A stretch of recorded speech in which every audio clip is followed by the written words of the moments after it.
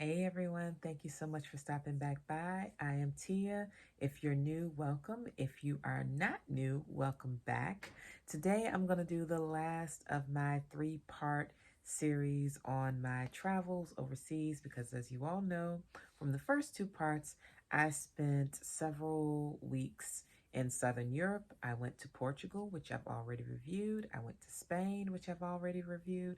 And now I'm getting to the last leg of my trip, which was the Greek Isles. I spent almost a week and a half. I cruised around Greece. I had a couple of days in Athens, and I did have one day in Turkey. But I didn't want to make this a blog about Turkey because I only had one day there. But the rest of the time was Greece. So I'll give you all the details of that. I'm going to try to say it quickly because I know I don't have a ton of space and it is late as I film, so I'm a little tired too. So after leaving Spain, okay, so I was in Malaga, Spain. Then we took a train from Malaga to Madrid, then flew from Madrid to Athens. We landed in Athens to do a 7-day cruise on Celestial Cruises. Do recommend them, by the way. So when we got to Greece, we checked into our hotel and asked about going to get COVID testing because we needed a test to get on the ship. The concierge at the hotel told us he wasn't sure about all the places that might have it, but he suspected there was one place and he gave us the name of it. And sure enough, that place was a 24-hour testing. We went there, got the test done for about €5. Very simple. 15 minutes later, we had our results. They emailed them to us as well as gave us paper copies. So everything was fine with that. We came back to our hotel and we went to sleep. The next day, we boarded the ship. That was, they were friendly, but it was a little bit of a confusing process. And I've done cruises before, so I kind of know what to expect, but there was a little confusion over where we needed to be as far as lining up, as well as what kind of documents we needed to complete before boarding. But we were able to get that sorted out. It wasn't a huge issue. It just was a little confusing at points. We got on the ship, got checked into our rooms, and started our cruise. So I had to write down the places because there was a port every day, and at least one day there were 2 ports. And so it was kind of hard to keep up with all of the names. And I actually skipped a day, and I was kind of glad that I did. I didn't get off the ship one day, even though we stopped in different Greek ports every single day. So the first day, of course, we left from Athens. Piraeus port is where we boarded our ship. We were on the Celestial Crystal, very small ship. They were picking up and dropping off people at each island. And they were letting about 200 people on, about 200 people off. If you have questions about what cruising is like post-COVID, I can do a separate video on that. I don't want to get too much into that for this video, as well as other things related to COVID and travel. I can do a whole nother video for that. But I was mentioning the ports. Piraeus port is where we boarded. Our first stop was Thessaloniki, I believe. Let's see. Yes, Thessaloniki was our first stop. And we didn't do an excursion there. That is a city where you probably do need an excursion because it is very much a city. It's busy. And we landed on a Sunday, so there wasn't a whole lot to do. Like in town, there weren't a lot of attractions that we could just go and explore right away because it wasn't a business day.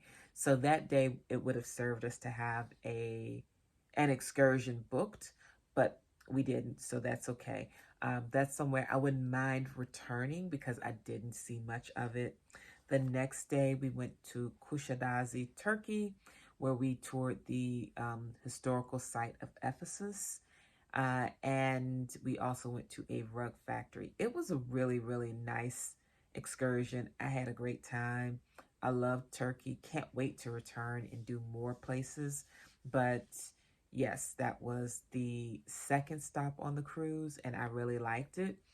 By the way, we went in July, early July, very hot and dry every day. A fabulous time to travel, except it's busy and there are people from everywhere else thinking the exact same thing about the weather. So, second day, we stopped in Kusadasi and had a good time and had an excursion that was included in the price of our cruise. So we didn't have to pay extra for that excursion, nor on the next day when we went to Rhodes. We toured the Acropolis at Rhodes, as well as an ancient medieval city in Rhodes, and it was a fantastic time. I really, really enjoyed Rhodes a lot. That's a place that I would love to come back to and perhaps spend a few days instead of just one day like this cruise allotted for us. The next day, because there was a lot of walking at the Acropolis in Rhodes, I was kind of tired. Not physically like achy or anything, just a little tired. And I was like, I'll just relax a bit because the next port was Crete, which I would have loved to have toured, but it was only like 4 or 5 hours. There was no excursion included. And I said, I don't want to rush, have to get an excursion, and then have to be up very, very early and come back to the ship, just 2 or 3 hours later. It sounded intense. So I skipped it because after we left Crete, we were right on our way to Santorini. I can't talk tonight. Santorini. What can I say about Santorini? I didn't love it. Was on the side with Fira. It was beautiful, don't get me wrong, but very touristy, very congested, very much full of all of the things that I don't like about vacation when you go somewhere popular, which is, I don't want to see 50 different keychain stands and magnet stands. I really just want to see the beauty of the place, and it's kind of corrupted a bit by the commercial industry that surrounds tourism. So, I mean, you get it, but it just kind of took away from the beauty for me. Now, on the other side of the island of Santorini is Oia, O-I-A, the place with all of the blue top buildings. I did get some blue top building pictures, but I got them on the Fira side because we got there a little too late to go to Oia. So didn't go there, but Santorini I didn't love. I did a lot of walking on Santorini as well. So when we went the next day to Mykonos, I skipped Mykonos. And we had a very long port at Mykonos. That was like a 14 or 16-hour day or something. I didn't get off the ship at all. I just luxuriated all day in my room. It was fabulous. I just went out to get something to eat and to occasionally go listen to some live music playing. That was all. It was great. And my friend that was on the cruise with me mentioned that Mykonos was very similar in energy to Santorini, so I felt like I missed nothing. At the end of the trip, we went to Milos, which was my favorite Greek island, actually. Milos, I did not have an excursion booked, but it was absolutely beautiful. It had a I want to say a lighter vibe, but definitely a more relaxed vibe. It didn't seem as touristy, even though there were tourists there. It didn't seem as touristy, and it was still beautiful. And from what I had heard and what I could tell, there are beautiful beaches there. I didn't spend a lot of time there. I was kind of exhausted because this was the end of the trip, but that's somewhere I would love to return. So yeah, that's my quick rundown of the Greek Isles. Came back to Athens and Piraeus port the very next day after leaving Milos, and did a tour with our cab driver and then flew back home. So I loved Greece. I loved the food.